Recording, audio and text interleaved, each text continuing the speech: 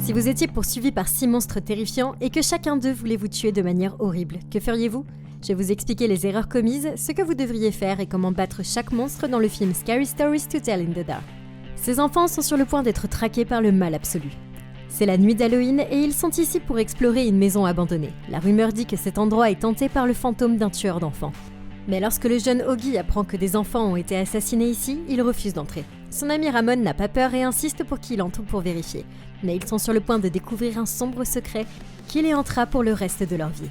Les autres montent à l'étage tandis que ces deux-là explorent la cuisine et Ramon remarque ces rainures sur le mur. Avec l'aide de la jeune fille, il pousse l'étagère sur le côté et révélant une porte cachée derrière elle. En la franchissant, Stella examine les objets qui les entourent et commence à comprendre que ce sont les possessions de Sarah Bellows, la meurtrière qui vivait ici, il y a 70 ans. La légende raconte qu'elle attirait les enfants dans la maison avec ses histoires effrayantes et qu'elle utilisait du poison pour tuer tout ce qui passait. La légende dit que maintenant son esprit hante cet endroit et que si quelqu'un vient ici la nuit en demandant à Sarah de lui raconter une histoire, ce sera la dernière qu'il entendra. Ok, rien de tout ça n'est une bonne idée. Si vous avez un ami qui vous presse de vous introduire dans une maison hantée le soir d'Halloween, vous devriez lui dire d'aller se faire foutre. Maintenant, même si vous croyez pas aux fantômes ou au surnaturel, vous avez de nombreuses raisons d'avoir peur. Les statistiques montrent que le soir d'Halloween, les enfants ont 3 fois plus de chances d'être tués, ce qui en fait le jour le plus meurtrier de l'année pour les moins de 17 ans. La raison n'a rien à voir avec les fantômes ou les lutins, mais si ça vous donne pas assez de bon sens pour reconsidérer sérieusement vos projets pour le 31 octobre, alors vous mettez votre vie entre les mains de la sélection naturelle. Ces enfants vont réaliser que visiter cette maison hantée était leur pire erreur, ce qui est exactement ce que je ressens quand je suis à la banque. Pendant ce temps, les autres enfants explorent le 2e étage et Charlie a une idée. Il court se cacher dans un placard pour faire peur à son ami Augie. Mais quand il passe la porte, il est choqué de voir que la pièce a complètement changé. Et là, au milieu de sol, se trouve une femme assise sur un lit. Effrayé, il ferme la porte mais il entend des bruits de pas qui s'approchent de lui. Soudain, les portes du placard s'ouvrent et son ami le trouve debout, terrifié. Charlie sort en demandant où la vieille dame est partie mais son ami n'a aucune idée de ce dont il parle. Comprenant que la maison est hantée, il dit à Augie qu'ils doivent partir et descend en courant pour retrouver leurs amis. Les garçons trouvent les autres qui inspectent la pièce secrète. Et c'est là que Stella prend un vieux livre sur l'étagère. Il n'appartient à personne d'autre que Sarah Bellows, la tueur d'enfants. Effrayé à mort, Charlie insiste sur le fait qu'ils auraient dû le remettre en place, mais soudain la porte derrière eux se referme et toutes les bougies s'éteignent. La brute locale les a suivis jusqu'à la maison et a enfermé tout le monde à l'intérieur. Sa petite amie exige qu'il laisse sortir les enfants parce que son frère est à l'intérieur et va les libérer. Mais alors qu'elle ouvre la porte, la brute la pousse dans les escaliers et la referme. Elle est maintenant piégée avec les autres et ils vont tous mourir s'ils ne trouvent pas un moyen de sortir d'ici. Alors que les enfants commencent à paniquer, Stella demande au fantôme de lui raconter une histoire, comme dans la légende. Et c'est alors qu'une main se tend et déverrouille le verrou. En franchissant la porte, le groupe est surpris de ne trouver personne de l'autre côté. Ils sont heureux d'être libres, mais ils ne réalisent pas qu'ils viennent d'être sauvés par un fantôme. Ok, ça devient flippant parce que personne n'était là pour les libérer et on ne peut pas expliquer comment un tel verrou a pu s'ouvrir tout seul. Si les enfants avaient regardé attentivement, ils auraient réalisé que ce verrou s'enfonce d'au moins quelques centimètres dans la porte. Et il est aussi contre un porte-vaisselle monté sur le mur, ce qui fait un angle très étroit. Il n'y a donc pratiquement aucun moyen pour que quelque chose tombe et pousse le verrou de 5 cm vers la gauche pour l'ouvrir. Et ça ne laisse aucune place à une explication naturelle. Et puisque nous sommes déjà dans une maison hantée, nous devons fortement considérer que ceci est très probablement le résultat d'une activité paranormale. Maintenant, ça semble pas très scientifique, mais des études récentes ont suggéré que certains lieux pourraient être réellement hantés.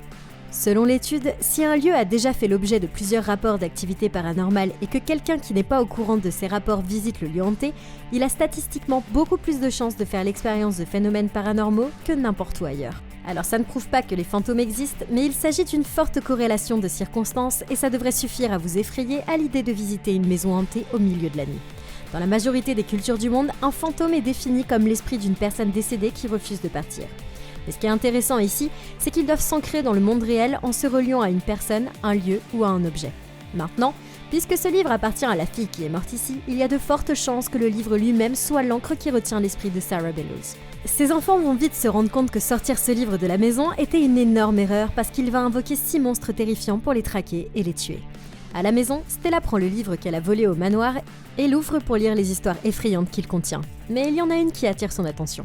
Elle essuie la page, mais les mots s'étalent et elle se rend compte que les lettres ont été récemment écrites avec du sang frais. L'histoire décrit un garçon qui détestait un épouvantail, mais celui-ci a pris vie et l'a assassiné. Pendant ce temps, à l'autre bout de la ville, Tommy fait des corvées dans la ferme de ses parents et passe à côté de l'épouvantail, mais il ne réalise pas que c'est le premier monstre qu'ils vont devoir affronter. Il marche plus loin dans le champ en regardant par-dessus son épaule. Mais lorsqu'il se retourne, l'homme de paille est juste devant lui, debout sur ses deux pieds. Il tombe à terre dans un état de choc et le regarde s'animer devant ses yeux. C'est effrayant comme l'enfer et la brute s'enfuit en appelant sa maman tandis que l'épouvantail le poursuit. Il trébuche sur une fourche posée dans la terre et voyant le monstre se rapprocher, il décide de l'affronter face à face. Tenant bon, le gamin poignarde l'épouvantail dans l'estomac, mais celui-ci ne bronche même pas. Le monstre l'arrache de son propre corps et l'enfonce directement dans les tripes du gamin avant de lui arracher la fourche. La brute s'éloigne en titubant, choquée et essaye d'appeler à l'aide. Mais soudain, il se met à cracher du foin et de la paille commence à sortir de ses blessures. Il ne peut rien faire pour se sauver et s'effondre sur le sol en se transformant lentement en épouvantail. Ah, ça fait 1 de moins, il en reste 5. Ok, alors cette mort aurait pu facilement être évitée s'il n'avait pas fait une erreur critique. Tout d'abord, cet épouvantail a été possédé par quelque chose de surnaturel. Il n'y a donc aucune raison logique de penser qu'il peut le tuer de la même façon qu'on tuerait un être humain. Cette chose est faite de bois et de paille, donc le poignarder dans l'estomac avec une fourche, c'est une chose incroyablement stupide à faire. Maintenant, nous devons encore l'arrêter parce que si on s'enfuit, il pourrait nous suivre dans la maison et tuer tout le monde à l'intérieur. La meilleure chance que nous ayons de survivre est de le renverser pour limiter ses mouvements. Et à partir de là, c'est une menace beaucoup plus faible qu'on aura à maîtriser. En se basant sur la structure physique de cet épouvantail, il n'y a aucune chance qu'il soit capable de se mettre en position debout et avec une simple poussée, Tommy aurait pu vaincre l'épouvantail les yeux fermés. À partir de là, je le traînerai hors du champ et je lui foutrai le feu. La colonne vertébrale de l'épouvantail est la seule colonne de bois qu'il a. Donc, arquer son dos, c'est pas possible sans se casser en deux. Si Tommy ici présent avait pris un moment pour considérer les limites physiques de son ennemi, il serait encore en vie. Le lendemain, la fille montre à ses amis l'histoire de l'épouvantail et elle pense qu'il y a un lien avec Tommy, la brute qui a disparu la nuit dernière. Charlie pense qu'elle a peut-être raison et leur parle de la femme qu'il a vue dans la maison hantée. Mais leur ami pense qu'il s'emballe avec des histoires de fantômes. Voulant lui prouver qu'il a tort, Stella et Ramon se rendent dans le champ de maïs où la brute a disparu et ils se rendent compte que l'épouvantail porte maintenant les mêmes vêtements que l'enfant disparu. La jeune fille pense que ce n'est pas une coïncidence et que tout ce qui se passe dans le livre se produit dans la vie réelle. Son ami Ramon insiste sur le fait qu'elle s'affole pour rien, mais il ne se doute pas que ce soir, ils vont rencontrer le deuxième monstre et qu'il est encore plus dangereux que le précédent. Plus tard dans la journée, Stella décide de ramener le livre dans la maison hantée. Si ces histoires se réalisent, elle ne veut pas en faire partie et espère mettre un terme à cette malédiction. Mais lorsqu'elle rentre chez elle ce soir-là, la jeune fille est choquée de trouver son ami en train de lire exactement le même livre. D'une manière ou d'une autre, il est retourné dans sa chambre et le garçon l'a trouvé et posé sur le bureau. Confuse, elle ouvre les pages et voit apparaître une nouvelle histoire intitulée « Le gros orteil ». Alors que les mots commencent à s'écrire dans le livre, elle le lâche avec horreur et tous deux la regardent écrire l'histoire de quelqu'un qui mange un ragoût plein de parties de corps humain. C'est alors qu'elle réalise que l'histoire est celle de son ami Oggy et attrape le talkie-walkie pour s'assurer qu'il est toujours en vie. Ok, c'est immédiatement terrifiant parce que Oggy n'en a aucune idée. Il est sur le point d'être tué et ils ne peuvent pas l'atteindre à temps pour le prévenir. Comme il n'y a pas d'autre moyen d'intervenir, j'essaierai d'utiliser les pouvoirs du livre à notre avantage pour sauver notre ami. D'après ce qu'on a observé, il semble que ces histoires sont écrites dans le sang. J'utiliserai donc mon propre sang et modifierai l'histoire pour dire qu'Oggy s'est enfui et que le monstre n'a pas réussi à le tuer. Ça pourrait nous donner une chance d'utiliser le pouvoir du livre contre lui-même et personne ne mourra. Et maintenant, si ça marche pas, on aura un ami en moins et ça c'est triste. Mais du bon côté, on aura moins de cartes de Noël à envoyer à la fin de l'année. Et si ça marche en revanche, ça nous donne un super pouvoir, mais avec une liberté de création totale pour faire ce qu'on veut. Par exemple, on peut créer notre propre histoire sur un monstre qui a tué d'autres monstres pour nous protéger, et on pourrait aussi écrire un message au fantôme de Sarah Bellows pour essayer de communiquer avec elle. Puisqu'elle nous a clairement fait comprendre qu'on peut pas se débarrasser du livre et qu'on est coincé avec lui, on devrait la convaincre qu'on est prêt à travailler avec elle. Et si Sarah ne nous considère pas comme une menace, alors nos vies seront épargnées et on pourrait profiter des pouvoirs du livre avec beaucoup moins de conséquences. En fin de compte, il vaut mieux être l'avocat du diable que le jouet du diable. Et je suis prête à faire n'importe quoi si je pense que j'ai une chance de sauver ma vie et celle de mes amis. À l'autre bout de la ville, Oggy est affamé et ouvre son réfrigérateur pour trouver une énorme marmite de ragoût qui l'attend. Il est sur le point de déguster son dernier repas lorsque la connexion du talkie-walkie est enfin rétablie et qu'il répond. Ses amis l'avertissent que son nom vient d'apparaître dans le livre et qu'il s'agit d'une histoire de mort taillée sur mesure pour lui, mais il pense que ce n'est qu'une farce stupide. Agacé et affamé, Oggy pose la radio et s'enfonce une cuillère de ragoût dans la bouche. Mais il ressent alors quelque chose d'étrange et sort un énorme orteil pourri. C'est dégueulasse et il renverse toute la casserole sur le sol, réalisant que ses amis avaient raison. Il monte en courant dans sa chambre, mais il vient de faire la plus grosse erreur de sa vie. De l'autre côté de la porte, une femme en décomposition marche lentement dans le couloir et il lui manque un gros orteil. Il essaye d'ouvrir la fenêtre, mais elle ne bouge pas, et maintenant il est piégé sans pouvoir s'échapper. Caché sous son lit, Augie ne peut que regarder avec terreur sa porte s'ouvrir en grinçant, mais personne n'entre. Se croyant en sécurité, il sort en rampant pour voir si la voie est libre, mais le garçon est soudainement ramené sous le lit et découvre la femme en décomposition juste au-dessus de lui. L'enfant essaye de se sauver, mais elle est trop forte et il disparaît dans l'obscurité. Plus tard, Stella et Ramon arrivent et courent dans la chambre à la recherche de leur ami, mais la seule chose qu'ils trouvent, ce sont les éraflures qu'il a laissées sur le sol. Ça fait 2 en moins, il en reste 4. Ok, c'est la dernière fois que je mange les restes de ma mère, et c'était même pas la plus grosse erreur que ce gamin a faite. Quand Augie a réalisé qu'un monstre venait pour le tuer, la première chose qu'il a faite, ça a été de courir plus loin dans sa maison et de ramper sous son lit. Et ça doit clairement être le pire endroit pour se cacher, parce qu'une fois que vous êtes trouvé, vous avez nulle part où aller, et c'est clairement une condamnation à mort. La meilleure option aurait évidemment été de casser la fenêtre pour s'échapper. Maintenant, s'il réussissait à s'échapper de la maison et que le monstre le suivait toujours dehors, il aurait beaucoup plus de chances de trouver quelqu'un pour l'aider à le tuer. Il y avait moins de lois sur les armes en 1868 qu'aujourd'hui, donc il y a de fortes chances que plusieurs de ses voisins possèdent des armes. Et s'il passe devant un nombre suffisant de maisons en criant à l'aide, quelqu'un va forcément finir par se manifester, n'attendant qu'une occasion comme celle-ci pour défendre les rues de l'Amérique. Si ce gamin n'a aucun moyen de tuer le monstre lui-même, il peut laisser le second amendement le faire pour lui. Ça aide aussi que ce monstre n'ait plus son gros orteil, il serait beaucoup plus lent que l'humain moyen. La mécanique de la course exige que vous utilisiez vos orteils pour l'équilibre et vous tomberiez à plat sur le visage si vous essayez de courir sans eux. Et tant que nous pouvons courir et rester devant lui, nous pourrons gagner plus de temps pour trouver un moyen de le tuer. Le jour suivant, le groupe se réunit. Les autres apprennent ce qui est arrivé à leur ami Augie. Il a disparu sans laisser de traces et il en sera de même pour chacun d'entre eux lorsque leur propre histoire sera écrite. Mais les amis ont une idée. Ils placent le livre dans un tonneau en métal et y mettent le feu pour le détruire définitivement. Mais lorsqu'ils regardent les cendres, ils découvrent que le livre n'a pas du tout brûlé. Il n'y a rien qu'ils puissent faire pour s'en débarrasser. Stella réalise alors qu'elle doit rechercher la propriétaire du livre, Sarah Bellows, avant que quelqu'un d'autre ne meure. Ils se rendent à l'agence de presse locale et Charlie trouve un vieux papier disant que Sarah est morte dans un hôpital psychiatrique. Après sa mort, les membres survivants de la famille ont commencé à disparaître mystérieusement. Stella consulte le livre et se rend compte que chaque membre de la famille de Bellows a sa propre histoire mortelle. En feuilletant les pages, la jeune fille voit apparaître le titre d'une nouvelle histoire intitulée « La tache rouge » et la grande sœur de Charlie est la suivante à mourir. Cette nuit-là, notre fille décide de s'occuper de son acné devant un miroir, mais derrière elle, une ombre fantomatique commence à s'étendre sur le plafond de la salle de bain. C'est alors qu'elle voit quelque chose bouger sous la peau et soudain des centaines d'araignées sortent de son visage. La jeune fille commence à paniquer et lorsque ses amis la rejoignent enfin, ils la trouvent hurlant de terreur sur le sol avec des araignées qui rampent partout. Cet enfant l'a arrosée avec un seau d'eau et ils ont réussi à lui sauver la vie. Ça fait maintenant 2 morts, une rescapée et il reste encore 3 amis à sauver. Ok. C'était moins une. Mais ce qu'il faut retenir, c'est que nous savons maintenant que nous pouvons intervenir dans ces histoires de mort parce qu'on peut lire l'histoire en cours d'écriture avant qu'elle ne se produise. Tant qu'on reste dans le groupe, on a plusieurs minutes d'avance pour nous préparer à affronter le monstre suivant. Si vous ne restez pas dans le groupe, alors vous ne saurez pas comment vous allez mourir et personne ne pourra vous aider à le combattre ou à vous enfuir. Se séparer à n'importe quel moment avant que votre histoire ne soit écrite, c'est un énorme risque. Mais ce n'est pas la seule aide qu'on pourrait obtenir pour garantir notre sécurité. Apporter le livre à la police, c'est certainement la bonne décision à prendre.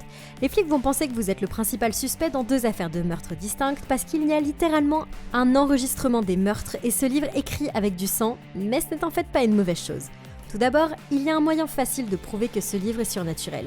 Parce que s'ils attendent assez longtemps et que vous les obligez à regarder, il finira par s'attaquer à une nouvelle victime et ils pourront voir le livre s'écrire lui-même.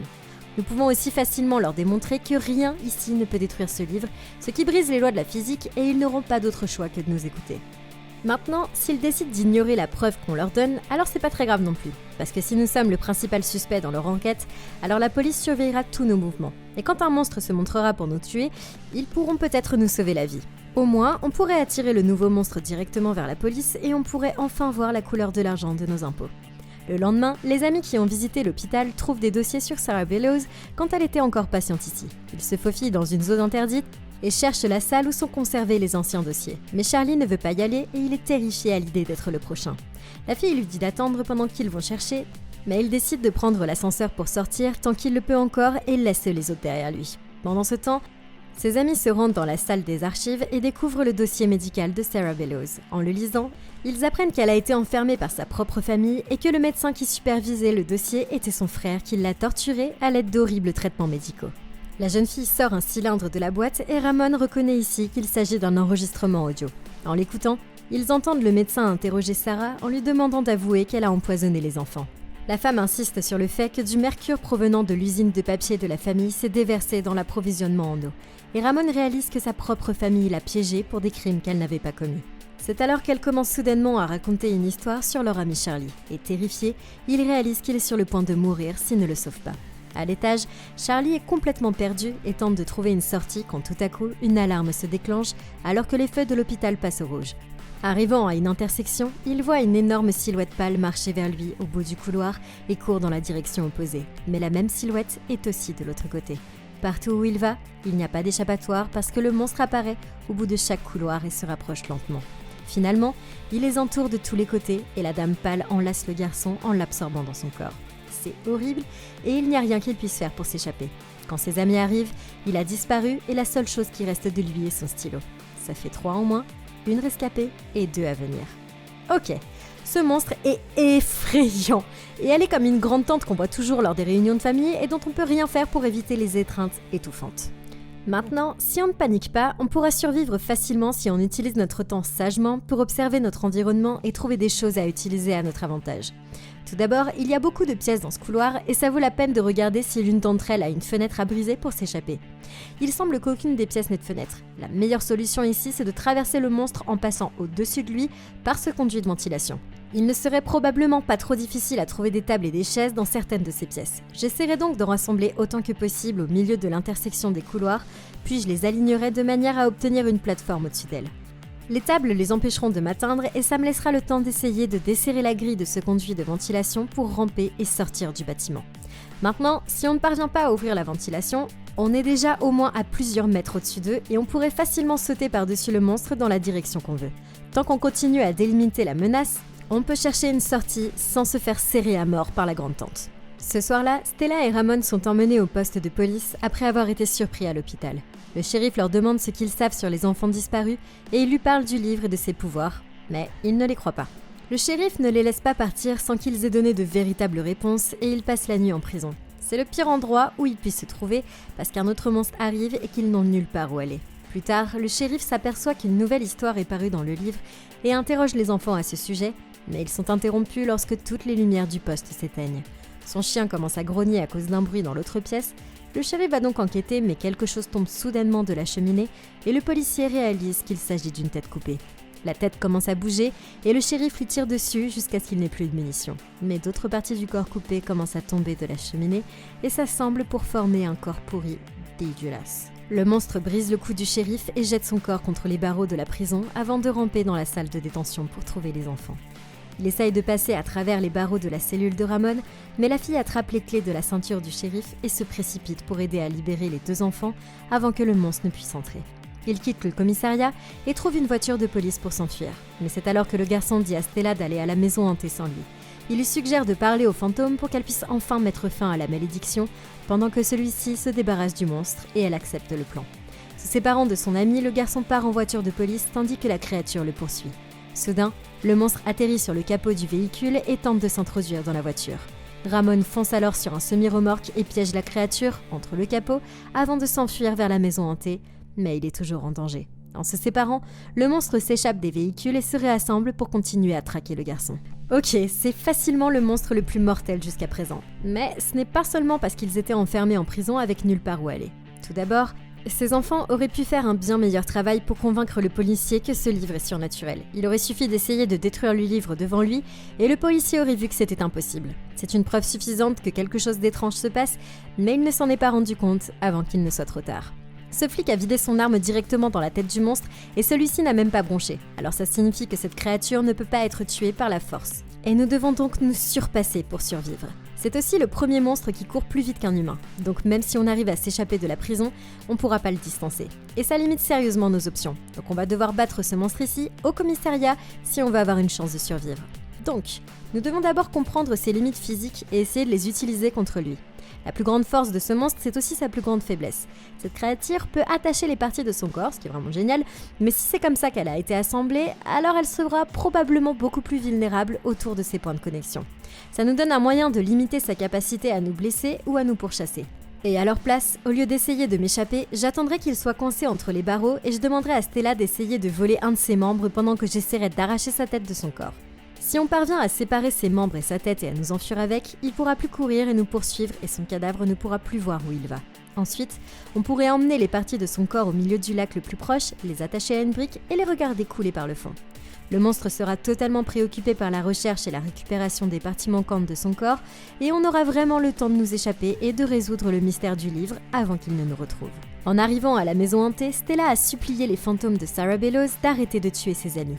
Expliquant qu'ils savent maintenant qu'elle a été piégée et qu'elle n'a jamais commis de crime, c'est alors qu'elle entend des bruits de pas à l'étage et tout d'un coup, elle se retrouve transportée dans le passé, des années avant que la maison ne soit abandonnée. Quelques instants plus tard, lorsque Ramon arrive au manoir à la recherche de son ami, il trouve le livre de la jeune fille en bas de l'escalier et voit une nouvelle histoire en train d'être écrite pour Stella. Soudain, il entend des cris dehors et se rend compte que le monstre l'a rattrapé. Il court à l'étage et trouve une pièce pour se cacher, fermant la porte derrière lui avant que le monstre le poursuive dans la cage d'escalier. Dans le passé, Stella entend un homme qui appelle Sarah Bellows. Effrayée, elle court à l'étage et s'enferme dans une pièce pour se cacher. Mais c'est alors que la jeune fille surprend son reflet dans le miroir. Elle s'approche pour regarder de plus près et se rend compte qu'elle ressemble exactement à Sarah, la propriétaire du livre. Prenant peur, elle s'enfuit par la porte et le couloir jusqu'à ce qu'elle trouve une salle à manger. N'ayant nulle part où aller, elle se cache sous la table en espérant que personne ne la trouvera. Et c'est là que tout se passe mal. Elle reste aussi silencieuse que possible, mais la famille Bellows la trouve et la fait sortir de sa cachette. Ils la transportent à travers la maison et la ramènent dans la pièce secrète où Sarah, la propriétaire du livre d'histoire, était retenue prisonnière. Pendant ce temps, dans le présent, Ramon cherche une sortie et tombe au sol en se foulant la cheville. Soudain, une voix s'élève dans la pièce secrète et il boitille pour secourir son ami. Mais c'est alors qu'il voit quelque chose au-dessus de lui et découvre le monstre suspendu au plafond. La créature le coince contre le sol et il est sur le point de l'achever, mais Stella est sur le point de sauver la vie de tout le monde. C'est alors que la jeune fille sent qu'il y a quelque chose dans la pièce et voit enfin le fantôme de Sarah Bellows assis sur une chaise en face d'elle. Cette fois, Stella n'a pas peur et dit au fantôme que si elle les tue, elle et ses amis, elle ne vaut pas mieux que la façon dont sa propre famille l'a traitée. Stella promet de dire la vérité sur Sarah au monde entier et l'esprit offre un stylo pour écrire la vérité dans le livre.